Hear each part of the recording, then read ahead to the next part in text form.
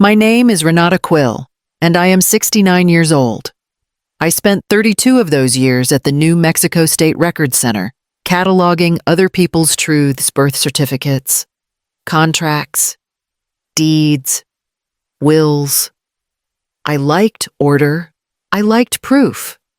Even after retiring, I still believed that if you kept your papers straight, life would stay in line too. That morning in Santa Fe was unremarkable.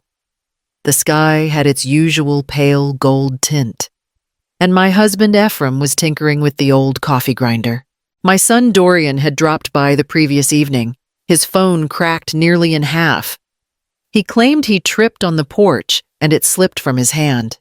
He was calm, courteous, almost tender when he asked if I could take it to Mateo's shop the next morning. Mateo Silva had fixed every device in our family for 20 years. He was patient, honest, the sort of man who still wrote receipts by hand. I arrived a little after 9, the air sharp with that desert cool that never quite leaves even in late spring. "Morning, Mrs. Quill," he said, smiling as he reached for the phone. "Still keeping everyone organized." "Trying," I replied. My son's device gave up on him. He nodded, already examining the cracks under the work light. We spoke about the drought, about how tourists were trickling back, about nothing at all. Then his expression shifted. His thumb hovered above the screen, his shoulders stiffened. Did Dorian say what was wrong with it? "Just that it wouldn't unlock," I said. "Battery died." "Maybe." He murmured something I couldn't catch, then plugged the phone into his terminal. Lines of data scrolled across the monitor. The cheerful clinking of his tools stopped. He leaned closer to the screen, his face tightening, the color draining out. "Mrs. Quill," he said slowly, "please wait a moment." He went to the front door and turned the sign to closed. Then he locked it. The metallic click startled me. "Mateo." He lowered his voice until it barely carried. "You need to cancel your cards. Every one of them. Change your passwords. And you should leave your house for a few days." I laughed, because what else could I do? "What are you talking about?" He met my eyes with something close to fear. "This phone, it has messages, files. You should see them yourself." He turned the screen toward me. There was a folder marked Plan B. Inside, short exchanges between D and another name I did not recognize, notes about medication doses, phrases like transition phase, and a document titled Insurance Transfer After Incident. My laughter died. My hands began to tremble so hard the countertop rattled beneath them. Mateo spoke softly, almost apologetically. "I think your son is planning something against you." The words hung there, flat and irreversible, as if they'd been typed into a permanent record. Outside, the wind stirred the dust along Agua Fria Street, and for the first time in years, I forgot to breathe. When I came home that morning, Ephraim was sitting by the kitchen window, oiling the gears of an old clock he had rescued from a junk shop. The rhythmic clicking steadied him. It always had. He was 71, still broad-shouldered despite retirement, still certain that anything broken could be coaxed back to life with patience and the right tool. He looked up when I entered. Did Mateo fix it? I hesitated, the lie already forming but not ready to be spoken. "He's checking the system. Might take a day or two?" Ephraim nodded, satisfied. "Dorian's lucky to have you. That boy never learned to slow down." He went back to the clock, the small brush moving carefully over brass. I watched his steady hands and wondered when mine had started trembling.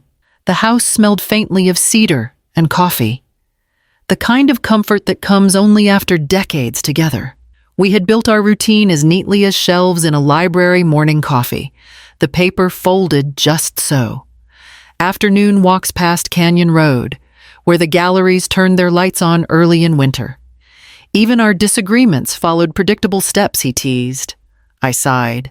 and peace resumed by dinner time. After lunch, I retreated to my study. The room was lined with labeled boxes and neatly stacked folders. I had kept records of our entire lives' mortgage documents, insurance statements, letters, even Dorian's kindergarten drawings. Each file bore a number, each number linked to a digital backup. Control, I had always believed, was a kind of safety. I took out a small binder labeled Family Financials, 2019 to present. The pages smelled faintly of toner. My handwriting marched across the margins in precise blue lines. Everything accounted for. Every payment verified. It should have felt reassuring. Instead, the paper seemed to hum under my fingers, waiting for me to notice what I'd missed. I shut the binder. Ephraim appeared in the doorway, wiping his hands on a rag. "You've been quiet since breakfast. Something wrong at the shop." "Nothing serious," I said. "Mateo just seemed distracted." He chuckled. "Probably tax season. Everyone's distracted." The moment passed, and I let it. My throat felt tight. I knew if I spoke again, the truth might come out in fragments. And I wasn't ready for fragments. Not yet.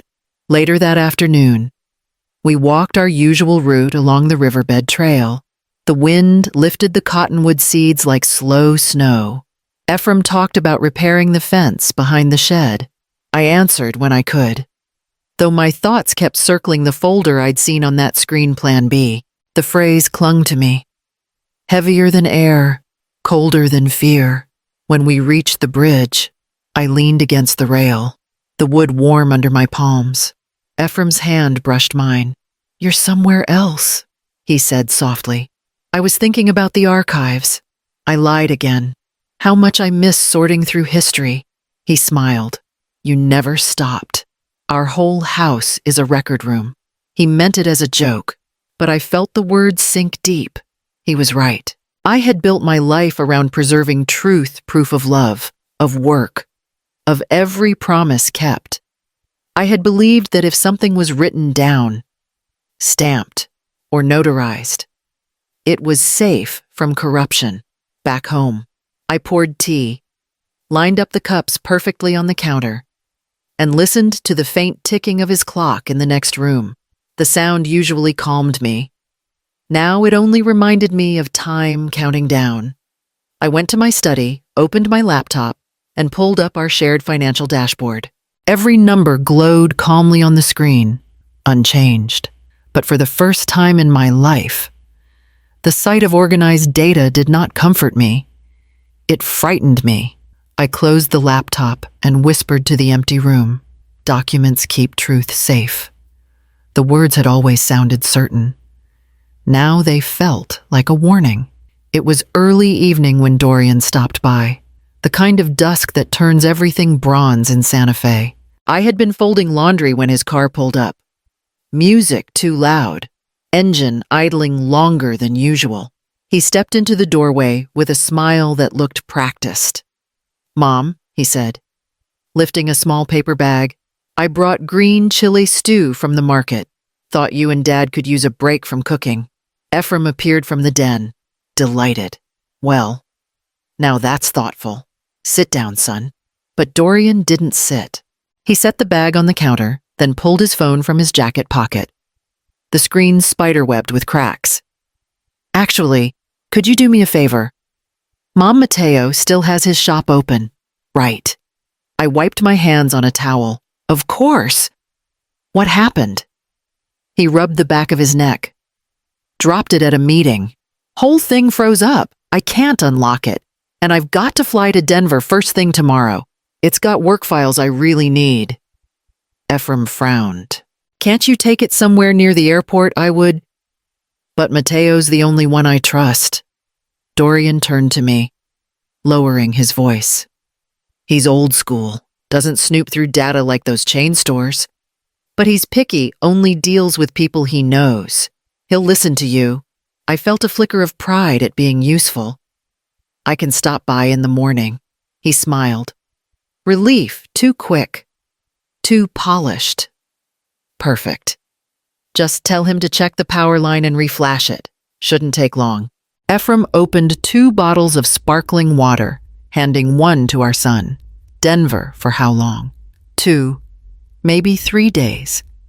He took the bottle, didn't drink.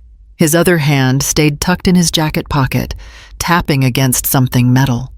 We talked about trivial things, the weather, a new client, his friend who'd just bought property near Taos, but his attention kept drifting.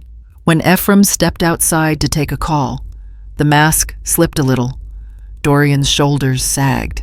He rubbed his temples. You ever feel like you're running just to stay where you are? I studied him. The sharp lines around his eyes, the restlessness in his fingers. It wasn't fatigue. It was panic. What's wrong, Dorian? He shook his head. Just tired. Don't start. Mom, I caught the faint scent of whiskey. Too early in the day for it.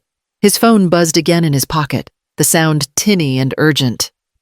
He glanced at the screen, then flipped it face down on the counter. For a second, I saw the caller ID reflected on the metal surface Debt Recovery Services. He cleared his throat. Anyway, thanks for handling this. Mateo will treat you better than me. He always liked you. You're sure it's just cracked positive? He smiled again, softer this time. You've always had better luck with people. Guess I could use a little of that.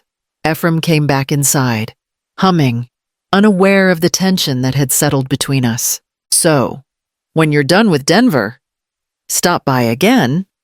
I'll have that old clock running by then. Dorian nodded absently, already sliding the damaged phone toward me. I'll call when I land. After he left, I noticed he'd forgotten the stew on the counter. The bag was still warm to the touch. I stood there a long time, the phone in my hand, its cracked glass catching the kitchen light like a warning too faint to read. I told myself it was only a favor, one more small act of motherly help. But something in the quiet house felt altered, like a current had shifted beneath the floorboards. That night, before bed, I set Dorian's phone on my desk beside my reading glasses. The spidered screen looked almost delicate under the lamp. I brushed a thumb across it and thought of all the times he'd handed me broken things to fix. This time, I just didn't know what was really broken. Mateo stood behind the counter, the cracked phone glowing faintly beneath his hands. He looked older than I remembered, lines deeper, eyes hollowed by what he'd seen. I shouldn't even open this, he said quietly, but since it's your property now. He hesitated, glancing toward the shop window where the morning light spilled through blinds. You're sure you want to see it, Mrs. Quill? I'm sure, I said. My voice sounded distant, like it belonged to someone else. He tapped the screen, tried several passwords, then muttered, maybe something personal. I remembered Dorian's earlier comment, our anniversary. Try 0218, I whispered. February 18th. The screen unlocked instantly. A black folder appeared. Plan B. Mateo exhaled. Almost a curse. All right, he murmured. Let's look carefully. Inside were several files, screenshots of messages, a spreadsheet, a document labeled Insurance Transfer Notes. He opened the first one. My name jumped out in the middle of the text. D.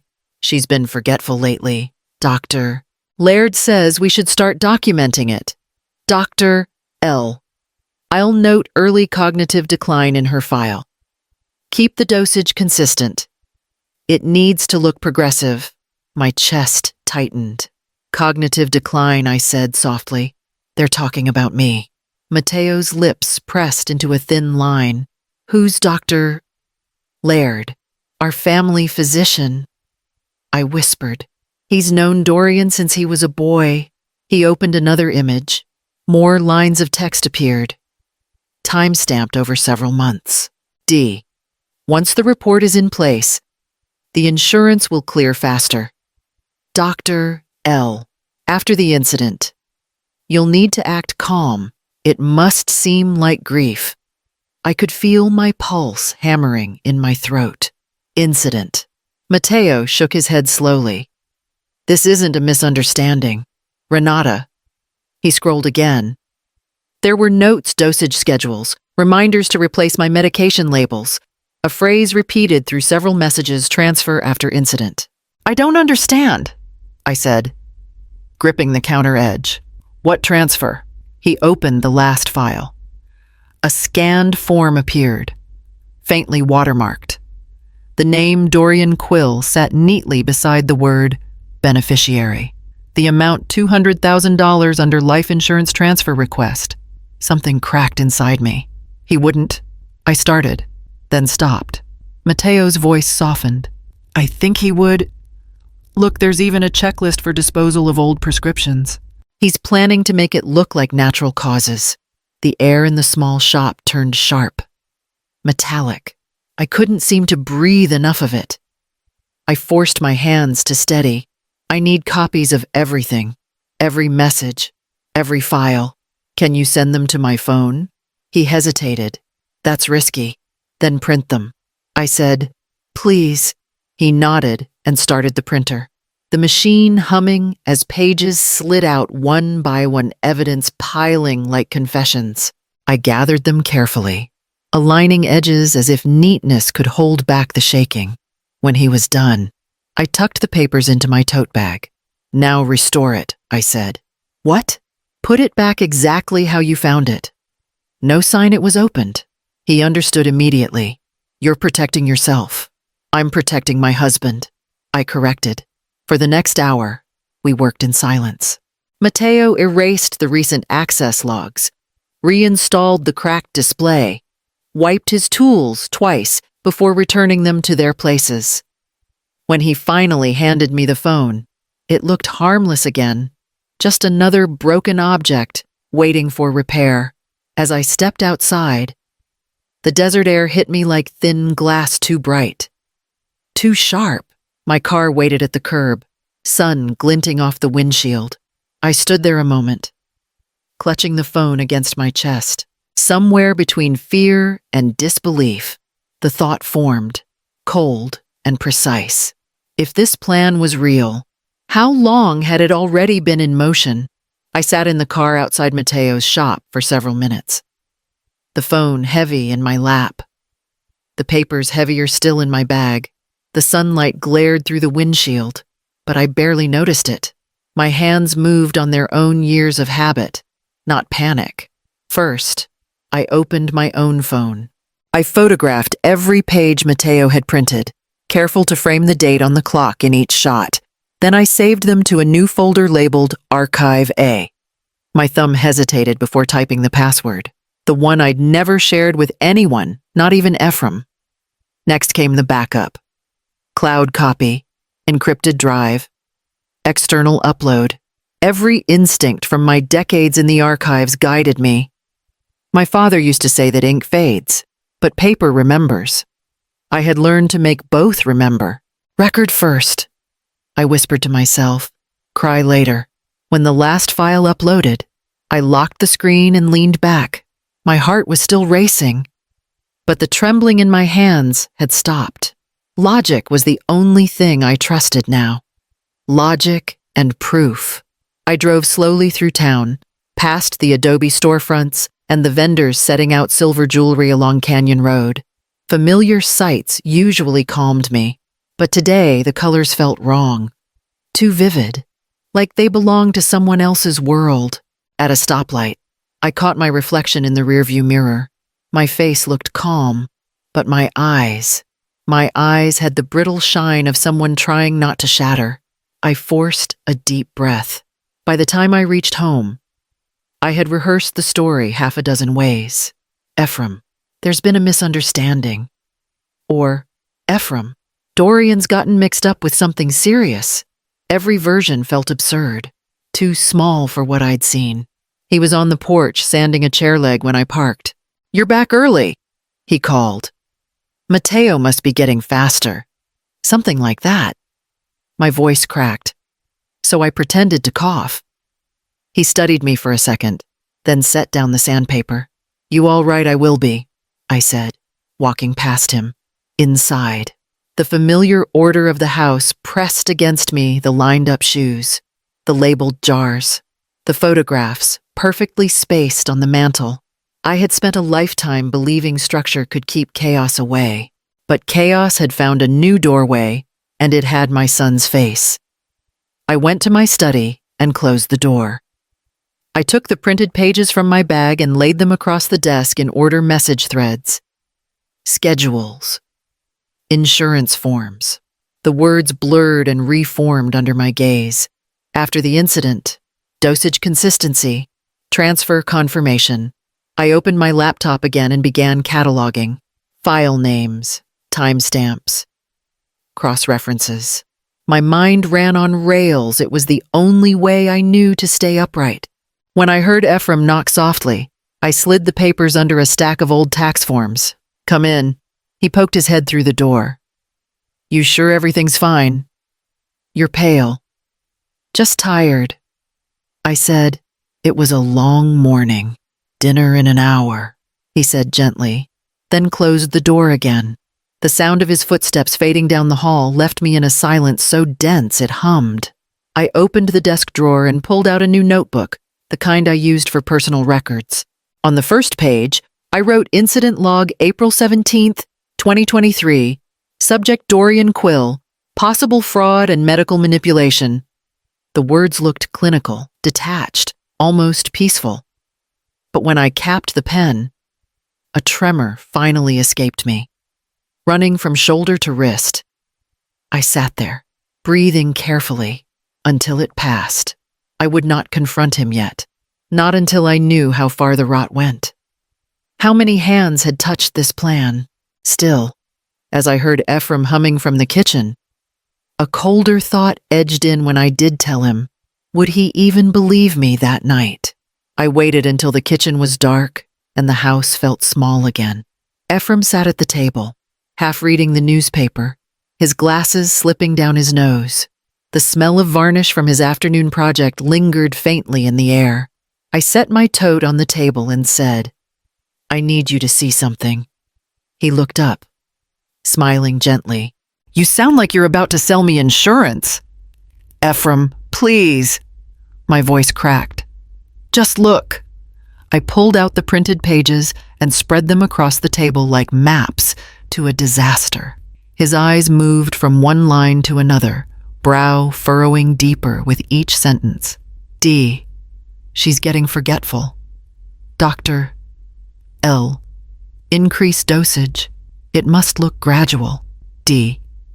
Once she's gone, the paperwork will clear. Ephraim exhaled sharply, then laughed a strained, hollow sound. Renata, come on. You've been watching too many crime shows. It's from Dorian's phone. I said. Mateo unlocked it. He leaned back, crossing his arms, but I saw the twitch in his jaw. There's got to be another explanation. Some scam, some fake text app. His doctor's name is right there. I interrupted. Dr. Laird. The man who's been treating us for years. They're using my supposed memory loss to prepare the insurance paperwork. He went quiet.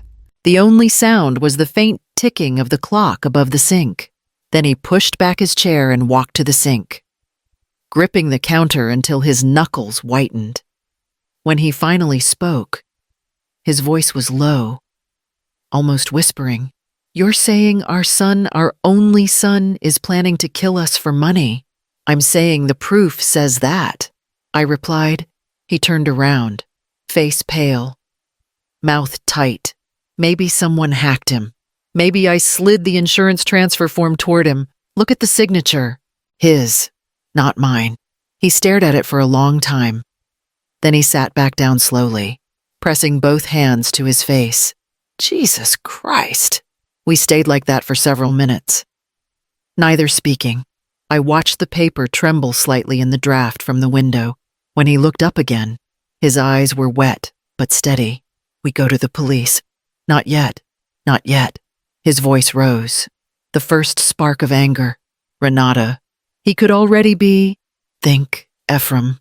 I lowered my voice. If we run to the police with half a dozen screenshots, they'll ask how we got them.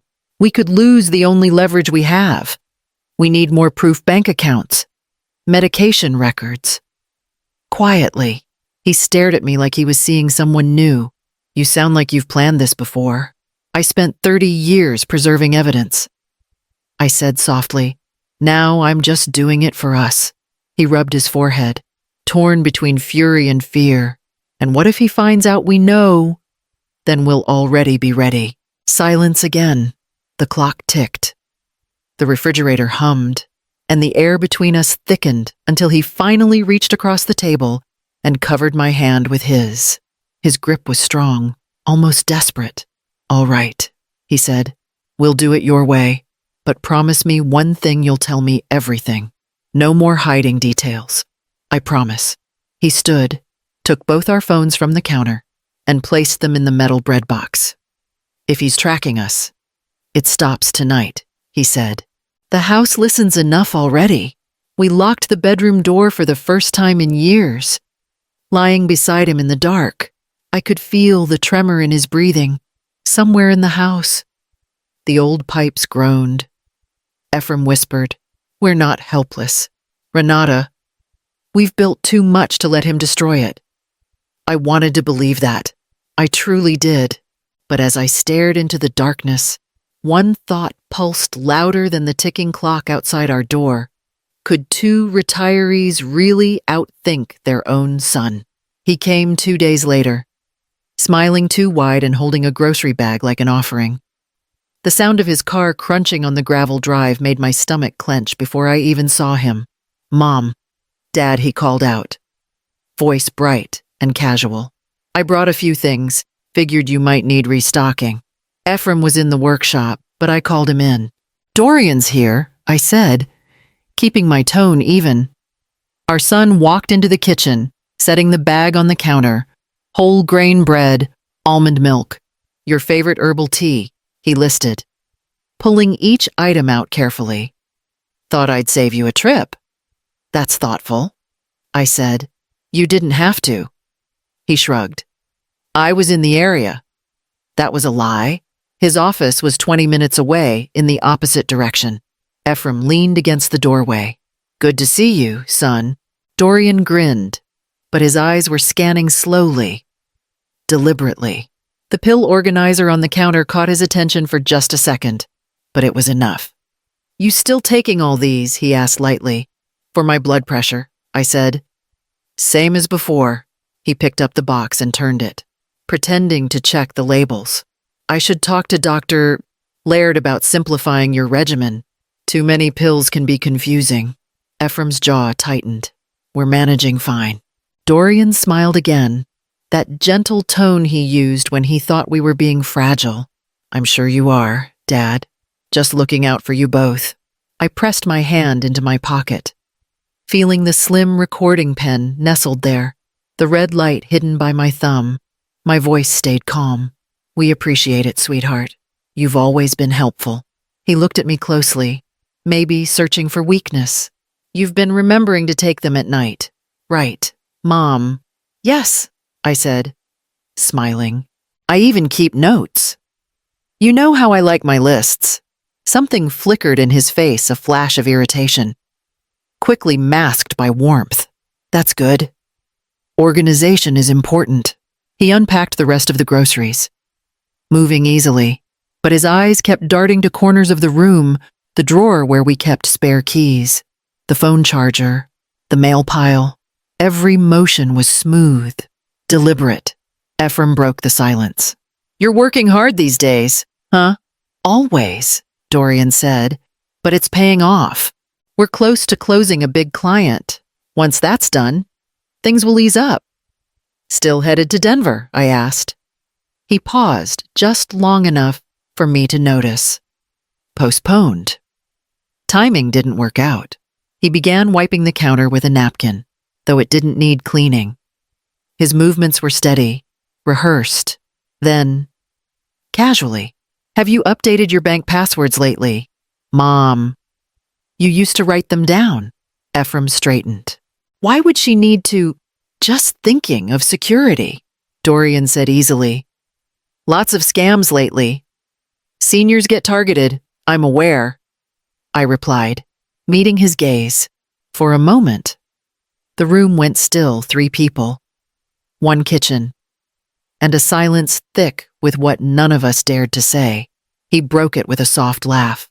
You two look good. Maybe we should do a family dinner soon. My treat. That'd be nice, I said, though my throat was tight. He leaned in to kiss my cheek before leaving, his cologne sharp and expensive. I caught the faint smell of whiskey again when he hugged me. When the door closed, Ephraim stayed frozen for a moment, staring after him. Then he turned to me, voice low. He wasn't visiting. He was taking inventory. I exhaled slowly, reaching into my pocket to stop the recording. The little red light winked out. Ephraim rubbed the back of his neck. Eyes clouded. How long, Renata? How long until he makes his move? The waiting room smelled of antiseptic and burnt coffee. A nurse led me to an exam room, cheerful as always. Dr. Laird will be right in. Mrs. Quill, just a quick blood pressure check today? Yes, I said, forcing a smile, and a small clarification on my chart. When she left, I pulled the folder from my purse. The printed messages between Dorian and Dr. Laird sat inside like loaded bullets. I'd read them so many times I could recite the words early confusion, subtle decline, grief response, lies. All of it. Dr. Laird entered with his usual confident stride. White coat crisp, hair too neat for a man his age. Renata, he greeted warmly. Good to see you. How are the walks treating you? Still keeping the blood pressure steady. Mostly. I smiled thinly. Though I seem to be developing a memory problem, according to your notes. His face changed. Just a flicker, but I caught it. I'm sorry I opened the folder and laid the pages on the counter between us. Here, from my son's phone, your messages to him. He looked down, color draining from his cheeks. His fingers tightened around the pen in his hand. Renata, these aren't how did you... You wrote them, I said quietly. Or someone using your account did. Which is it? He set the pen down, his composure crumbling. He came to me months ago, he admitted. Said he was worried about you, that you'd been misplacing things, repeating stories. He asked if I'd seen any signs of decline. And did you? No, he said quickly. Never. You've always been sharp as a tack. Then why?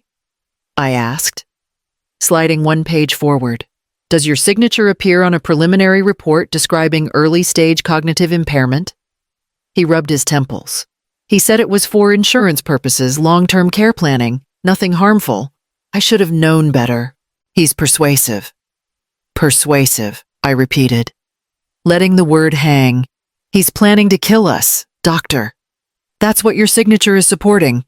He flinched, shoulders rounding inward. I didn't know, God. Renata, I swear you will make it right. His head jerked up. What do you want me to do? Add an official note and addendum to my medical record stating there are no signs of cognitive decline, no suspicion of confusion, and you will date and sign it today. He hesitated. If I do that, he'll know then you'd better be thorough, I said. Because if anything happens to me or my husband, your license will hang beside his photograph in the courtroom. For a long moment, the only sound was the hum of the fluorescent light. Then he nodded, defeated. All right. He turned to his computer and began typing. The soft clatter of keys filled the room as he dictated every word aloud, voice trembling slightly. Patient Renata Quill exhibits no evidence of cognitive impairment. Previously noted remarks are withdrawn. Assessment error acknowledged. When he finished, I handed him the envelope I'd brought. Signed 2 printed copies, 1 for your file, 1 for mine. He did as told, the pen shaking in his grip. You're recording this, aren't you? I met his eyes. You'd be wise to assume I record everything now. He swallowed hard and stamped the pages with his practice seal. Renata, I'm sorry. Save your apology for a deposition, I said, slipping both copies into my folder. As I stood to leave, he reached for my arm, hesitant. You're not safe. Not with someone like him. I know, I said, but now he's not safe either. Outside. The sunlight hit me like a blade too bright, too precise. My pulse thudded in my ears as I walked to the car, clutching the certified pages close to my chest. The papers whispered faintly with every step, a sound that reminded me how fragile trust could be, and how easily a man's handwriting could turn into a weapon. The letter from the bank came folded inside a plain white envelope, no warning, no urgency, just an understated request for signature verification. I almost tossed it aside, but the name printed in bold at the top, Renata M. Quill, primary policyholder, made me stop. I called the number listed, my voice calm out of habit, my hand already shaking. Mrs. Quill, said the woman on the other end, polite and distant. We just need to confirm the recent change to your beneficiary information before finalizing. What change? Your life insurance rider, she said. The one naming Mr. Dorian Quill as sole beneficiary, replacing your husband. The world tilted slightly. That's incorrect, I said. I never signed such a document. She paused. We have your signature on file, dated 3 weeks ago. I'd like to see it, I said, too evenly. By afternoon, I was sitting across from her at the downtown branch.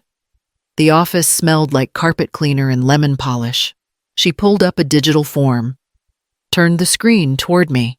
My name curved across the bottom in the neat, steady hand I'd developed from years of archival work. But it wasn't mine. The strokes were too even, too careful, like someone tracing muscle memory instead of emotion. Who submitted this? I asked. Online, she said. From your joint account login. I leaned forward. Which device? She hesitated. An Apple desktop registered to your home network.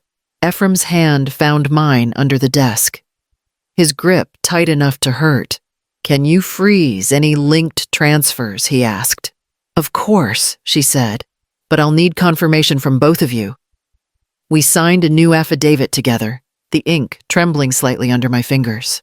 When we stepped back into the sunlight, I could barely feel my legs. Ephraim guided me toward the car. He forged you, he said quietly. He actually did it. The words scraped through my chest like sand. At home. I tried to eat something, but the smell of food turned my stomach. I made tea instead. Chamomile with honey, my usual remedy for nerves. Halfway through the cup, a strange bitterness coated my tongue. I set it down, confused. Renata Ephraim's voice floated from the living room. I'm fine, I said automatically. But the dizziness came fast, first a shimmer around the edges of my sight, then the faint ringing of metal in my ears. I gripped the counter until the wave passed.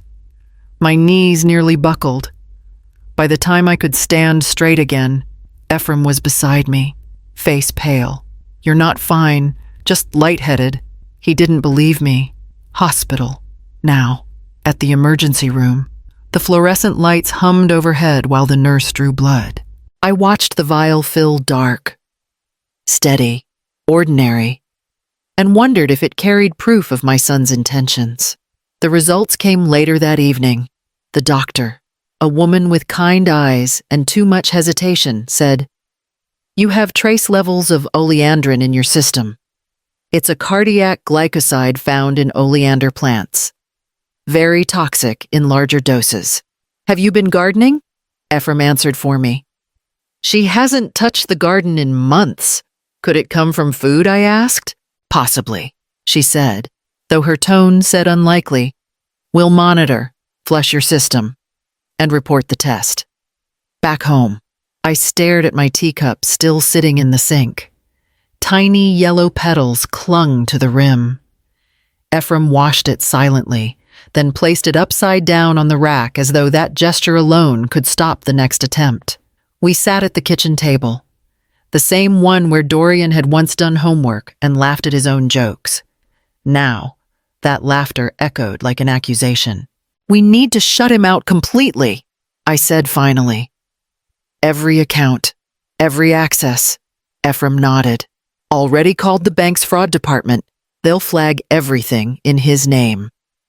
I opened my laptop and began changing passwords: insurance, mortgage, retirement. My fingers moved automatically, the same calm rhythm I used when cataloging files. Each keystroke was a small act of survival. When it was done, I closed the screen. My hands smelled faintly of the lemon soap I'd used to wash the documents from the bank. It couldn't erase the fear beneath the skin. I looked across the table at my husband. His expression was unreadable, part fury, part disbelief. All heartbreak. The air between us felt fragile, as if one wrong breath could make the whole room shatter. I whispered, "If he's already poisoning me, what will he try next?" He called that afternoon, his voice light as air. "Mom, I thought we could have dinner before I leave tomorrow." One more family night. Ephraim was beside me, listening. I forced my tone steady. "Of course." "Sweetheart, 7 o'clock. "Perfect," he said. "I'll bring something special." When the call ended, Ephraim whispered, "We're not really doing this." "We are," I said. "But on our terms." We spent the next hour preparing. Ephraim tested the small recorder and old dictation pen I'd used for interviews. It fit neatly under the table runner. I poured a bottle of our own wine in advance, sealing it with a new cork. "This one stays clean," I said. He didn't argue. Fear made us efficient. By the time Dorian arrived, the kitchen lights were soft, the table set with the same dishes we'd used for his childhood birthdays. He carried a tall black bag and kissed my cheek as though the last week had never existed. "Thought I'd bring a treat," he said, pulling out the bottle. 2016 Cabernet from Paso Robles. "You too deserve something good." He placed it in my hands. The label was pristine, the cork newly waxed. I turned it slightly. There it was, that faint chemical tang beneath the fruit. I smiled anyway. "Lovely," I said. "You always had good taste." He laughed, loosening his tie. "Not always. I had a few terrible girlfriends before Sable fixed my life." Ephraim shot me a glance, then said, "How's work busy?" Dorian replied, "Deals closing left and right. Denver's just a formality now." He pulled out his phone, scrolling through pictures of office parties, handshakes, bright lights. I noticed the same glass in several frames, the same dark bottle, the same logo. His favorite prop. When I rose to fetch the glasses, he followed me. "Need help?" "Mom." "No, darling. Sit. Enjoy your father's company." His tone stayed playful, but his eyes tracked every motion where I reached, how long I took. The air felt taut enough to break. Back at the table, he poured the wine himself. The liquid shimmered deep red under the light. Ephraim lifted his glass, sniffed once, and looked at me. "To family," Dorian said. I lifted mine, keeping my smile precise. "To family." Ephraim hesitated, then tilted his glass forward. The rim caught the edge of the candle, tipping the drink just enough to spill onto the tablecloth. "Oh, for heaven's sake," I sighed. Reaching for a towel, Dorian laughed, too loud. "Still clumsy, Dad." While he turned to grab napkins, I swapped the bottle his for ours. It was seamless, a practiced archivist's movement. My hands didn't shake. "Here," I said, setting it back. "Let me pour a little more." He didn't notice the change. He was too busy watching me. "So, Mom," he said as we ate, "you've been keeping up with your medications." I cut into the roast. the knife gliding cleanly through, always. Same dosage, same routine. You know me, I document everything. He nodded, chewing slowly. You don't ever get confused about the pills. No, I said. Should I be? His fork paused midair, then resumed. Just checking. You've been forgetful lately. Dad mentioned you lost your keys again. Ephraim's jaw flexed. That was last year. Dorian smiled. Right. Time flies. He filled his glass again. Oblivious, I watched the wine slip past his lips, my pulse keeping rhythm with every swallow. Halfway through dessert, he grew talkative stories about clients, about investments, about planning for the future. His laughter had that strained shine, too loud, too forced. When he finally stood, he kissed my forehead. That was perfect. Mom, we should do this more often. Yes, I said. Soon, after he left, Ephraim locked the door and pulled the recorder from beneath the runner. The red light blinked steadily. We sat in silence, the untouched poisoned bottle still on the counter, its cork perfectly intact. Ephraim turned toward me, voice low. Do you think he noticed the switch? The knock came just after 8. Sharp, businesslike. Ephraim was still in his robe, pouring coffee. I was already dressed. Something in me had known we'd get a visitor. When I opened the door, a young woman stood on the porch holding a manila envelope and an apologetic smile. She wore a pressed blazer, her blonde hair twisted neatly at the nape of her neck. Mrs. Quill. Yes, I'm Sable Hart. I work with your son, Dorian. Her tone was polished, practiced. He asked me to drop these off. Some updated paperwork for your records. I widened the door. Of course. Come in. She hesitated a beat, then stepped inside. It'll just take a moment. He said you'd be expecting me. Ephraim looked up from the kitchen. We weren't.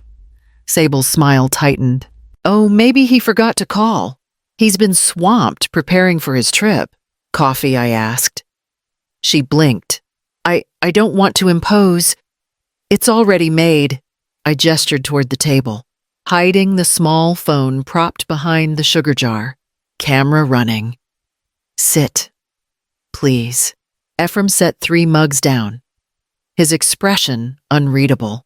Sable took the envelope from her bag and slid it across the table. Dorian said it's mostly routine medical authorizations, financial forms, emergency directives. You know how complicated insurance gets these days. Of course, I said, opening the clasp.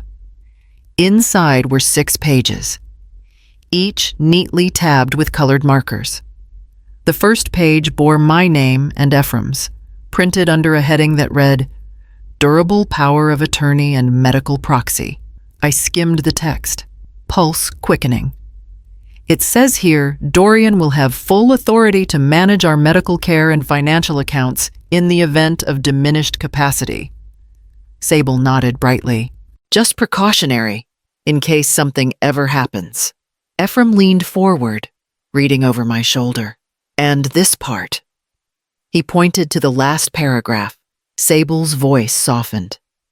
That's a voluntary admittance clause to a memory clinic in Albuquerque. It allows a family member to expedite care if confusion becomes dangerous.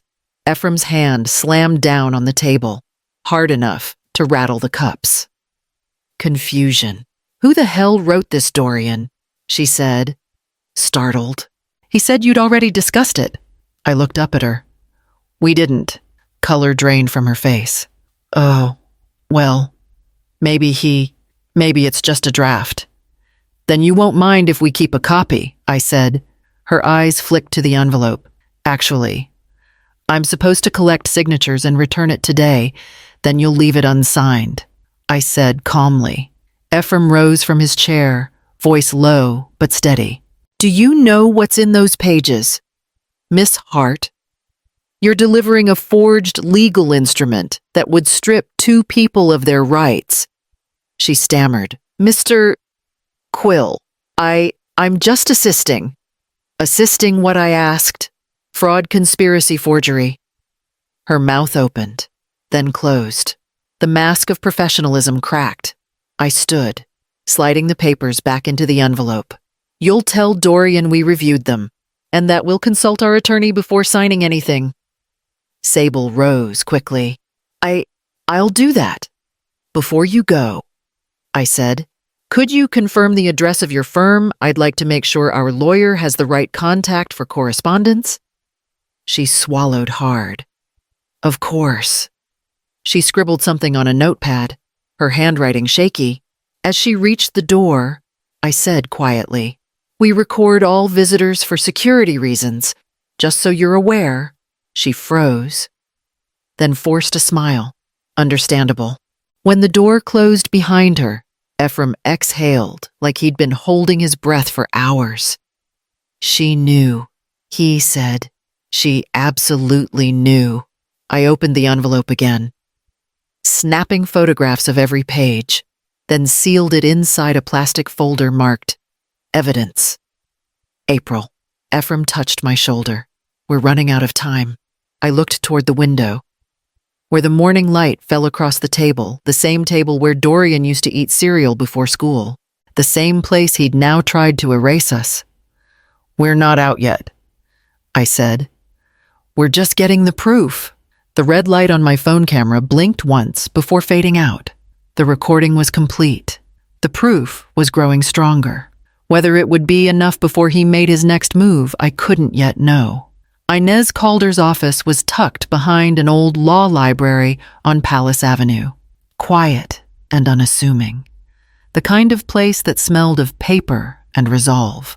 She was younger than I expected, 40, maybe, but her eyes held the calm of someone who'd seen every version of panic. She motioned for us to sit. Dorian Quill, she repeated, scanning the folder I'd handed her. Your son. Yes, I said. She took a slow breath. Mrs. Quill, what you're describing isn't just fraud. It's conspiracy and attempted homicide. And it's already advanced. Ephraim's hand tightened around mine. We thought maybe we were overreacting. You're not, Inez said. Forged documents, false medical reports, toxic exposure. It's organized. He's setting up a legal framework to justify control after your incapacitation. The pause around that last word made my stomach twist. Inez turned the pages carefully. The messages between him and Dr. Laird. Did you confirm authenticity? Yes. The doctor signed an addendum retracting everything. I made him notarize it. Good, she said. That may save your life. Ephraim leaned forward. What do we do now? First, Inez said, we notify the authorities quietly. I have a contact at the Santa Fe Police Department, Detective Rivas. She specializes in financial crimes and elder exploitation. We'll route everything through her so it doesn't leak to your son. I felt my shoulders drop for the first time in days. Thank you. Inez gave a faint smile. Don't thank me yet. We need to think ahead. If he realizes you're moving against him, he'll escalate. Meaning, Ephraim asked. Meaning he'll act soon, either to speed up the poisoning or to push a new power of attorney claim. You have to appear calm, cooperative. Keep your routines. Let him think you trust him. The words hit hard. Pretending to love the person trying to kill you, it felt like standing on a bridge made of glass. Inez continued, her tone brisk. We'll also protect your home. I'll arrange for 2 plainclothes officers to install surveillance equipment, audio, and visual. Every room except bedrooms and bathrooms. You'll tell Dorian it's a new security system for insurance discounts. Ephraim frowned. He's been inside recently. Won't he notice they're discreet? She said. Miniature units. Motion triggered. He'll never know. I pulled the envelope of forged papers from my bag and slid them across the desk. He sent a woman named Sable Hart. Said she worked for his firm. Inez flipped through the pages. Sable Hart. I know that name. She was disbarred from paralegal work 3 years ago for falsifying client forms. Ephraim muttered. Perfect company. Inez's pen scratched across her legal pad. I'll have Rivas bring her in for questioning once the surveillance confirms intent. She looked up. Until then, no confrontation, no mention of the police. Keep everything recorded. Logged. Time-stamped. You understand? I nodded. Record first, cry later. Inez gave a small, approving smile. Archivist instincts. Use them. She opened a drawer, removed 2 sealed envelopes, and handed them to us. Hotel recommendations. Places under my firm's contract. When this escalates, and it will, you'll leave the house immediately and stay at one of these locations under a false name. I'll make the reservation myself. Ephraim started to speak, but she raised a hand. You can't win a war while standing in your enemy's crosshairs. Let us gather proof first. I looked at her, the edges of the room blurring slightly. How long until the police move? That depends on him. She said, men like your son can't stand losing control. The moment he senses it, he'll make a mistake. That's when we act. She stood, offering her hand. Until then, you do nothing unusual. You smile. You let him think he still has the upper hand. Outside, the air smelled of rain. Ephraim helped me into the car, his hand trembling just enough that I noticed. He started the engine, eyes fixed ahead. How much time do you think we really have left? The footage arrived 3 days later, hand-delivered by Detective Rivas in a sealed black case. She looked younger than I'd expected, maybe mid-30s, but her eyes had the practiced stillness of someone who'd seen too much. We need you both to view this before we move, she said, setting the case on our dining table.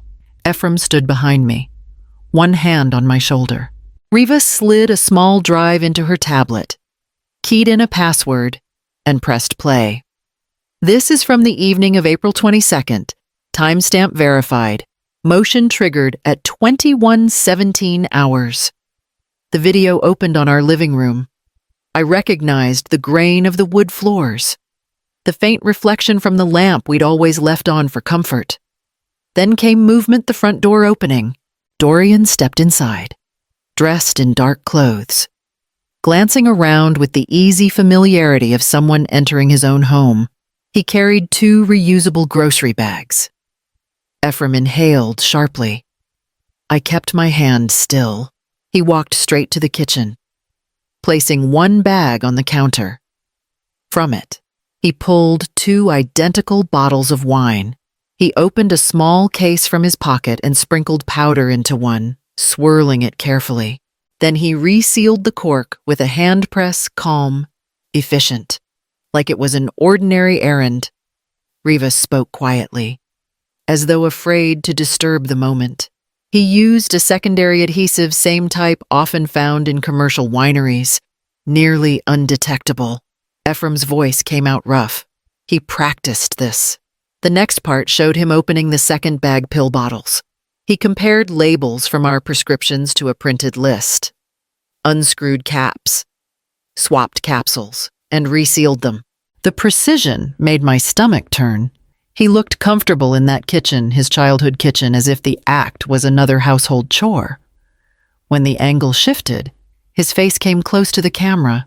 I saw a faint smile, not gloating, something colder. Calculation disguised as calm. Ephraim turned away, pressing his palms to his eyes. Turn it off. Please, I said softly. Let it play.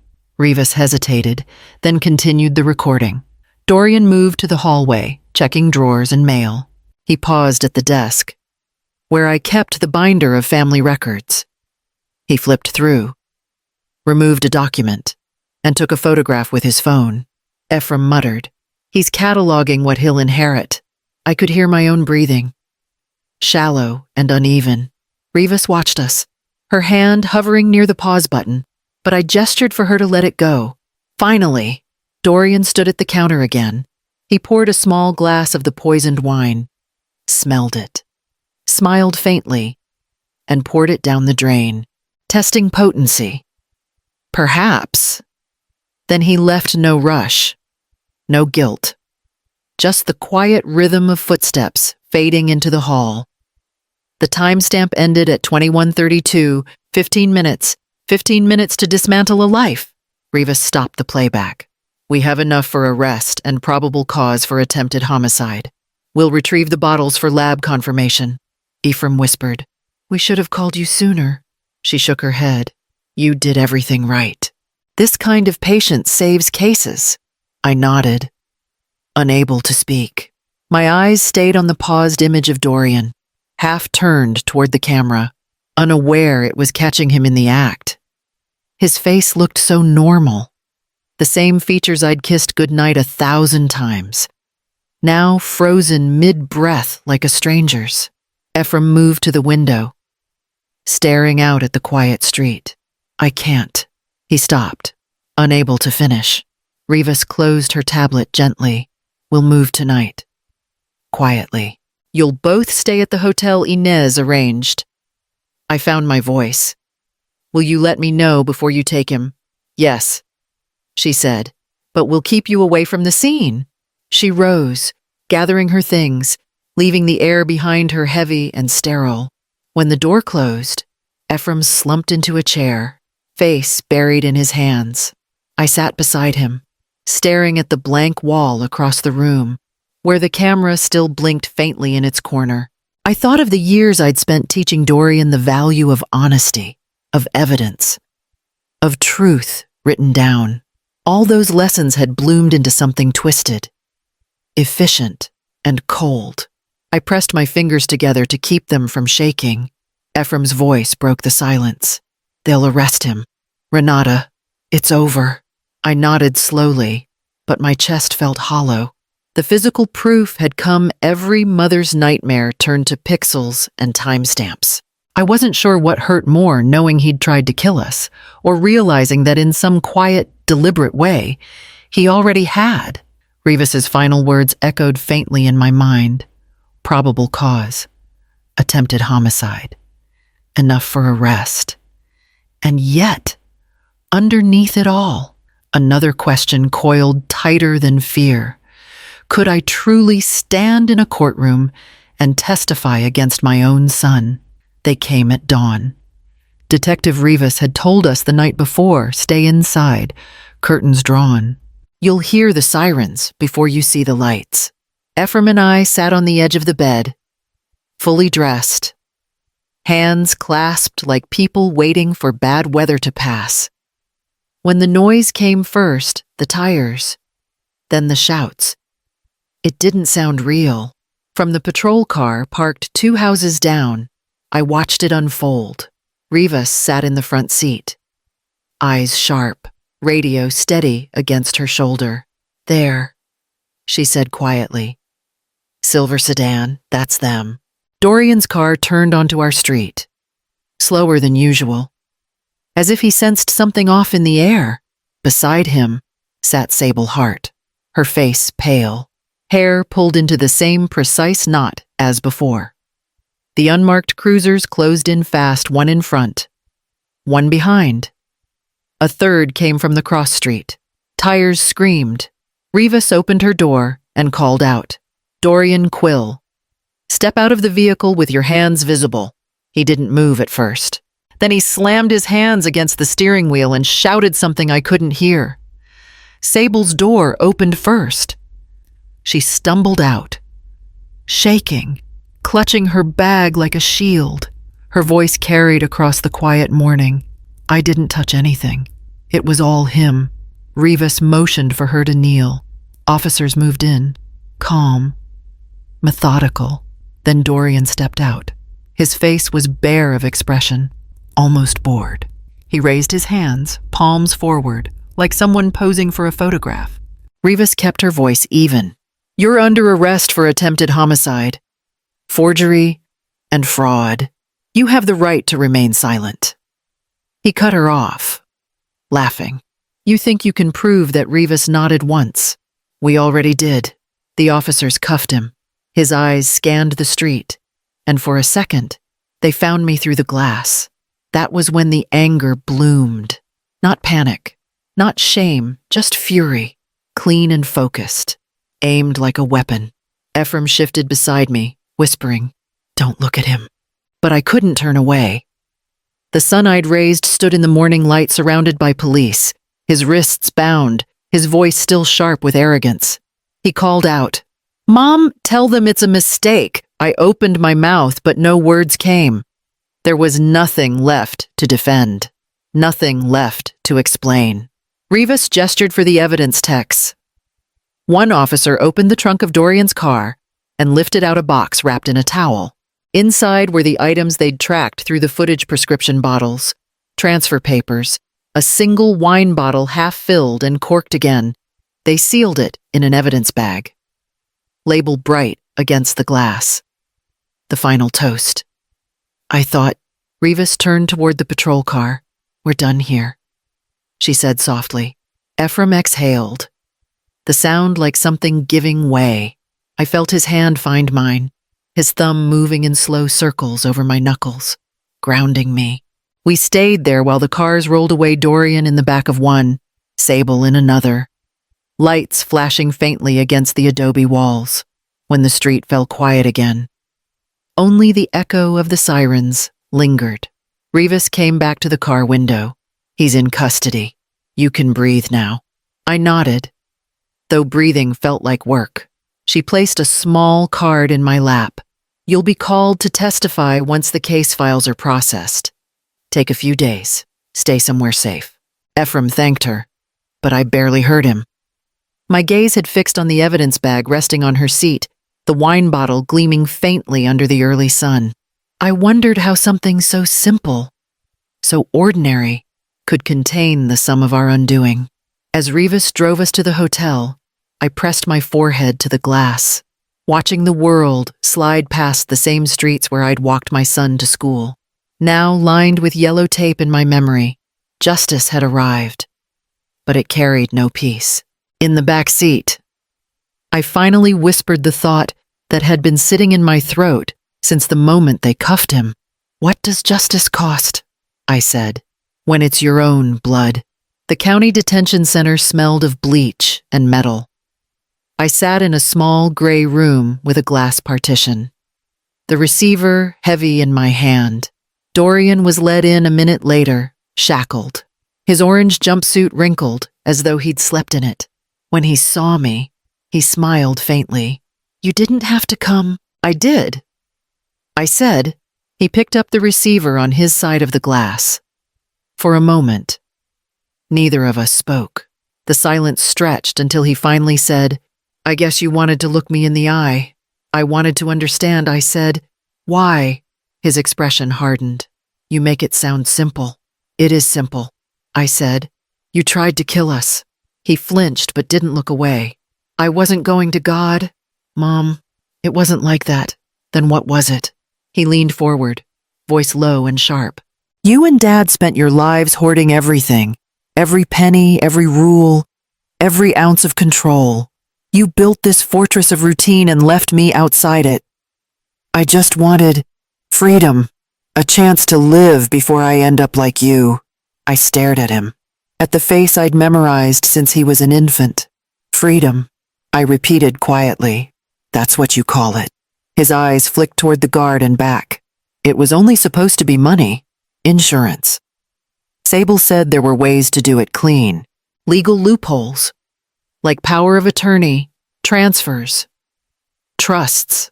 I cut him off. "You studied law. You knew what was legal. You knew exactly what you were erasing us." He looked away. "She said it would be easier if you didn't fight it, that once the paperwork was done, you'd be taken care of. You wouldn't feel a thing." "Stop." The word came out sharper than I intended. He glanced back at me, almost pleading. "You think I wanted to hurt you? I just wanted to breathe. I was drowning in debt. The firm was collapsing. You could have come home," I said. "You could have asked for help." His laugh was dry, bitter. I tried asking once.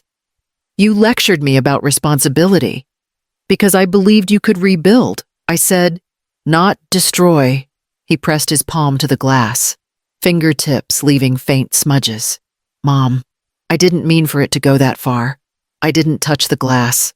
It went as far as it could, for a second. The boy he used to be flashed across his face, the one who'd built forts in the living room, who used to cry when he broke something valuable. Then it was gone. They'll give you a lawyer, I said quietly. He'll do what he can. He nodded slowly, eyes hollow. I don't expect you to forgive me. I won't, I said. Not now. He closed his eyes. Then, why come I rose, setting the receiver back on its cradle. To tell you something you'll remember, I said. You had every chance to build.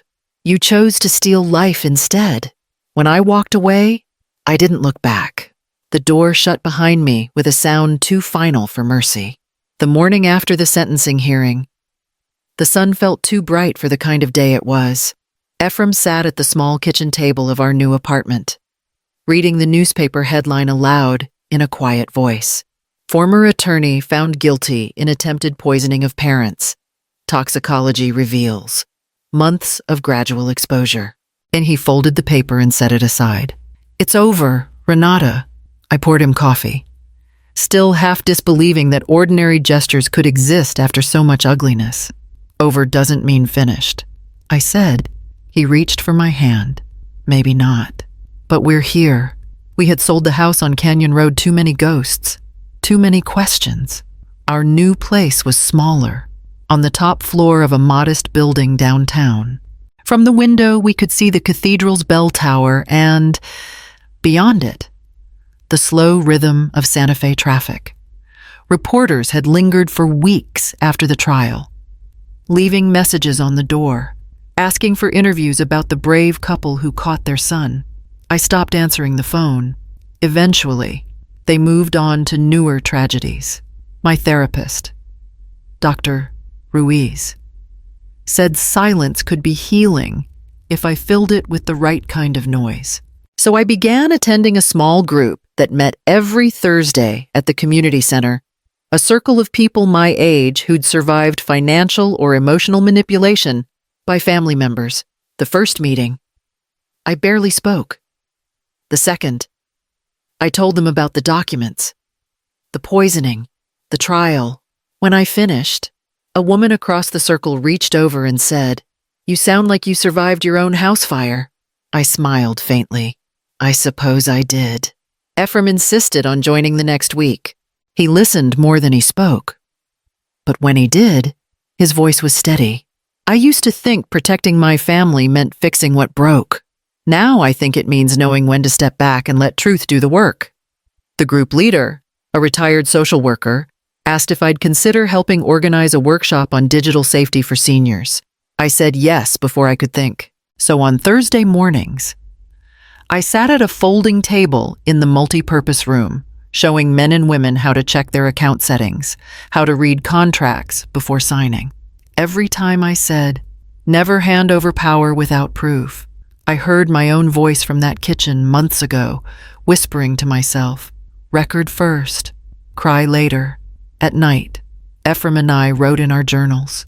His pages were filled with lists, repairs to make, books to read. Mine were shorter, more cautious fragments of memory.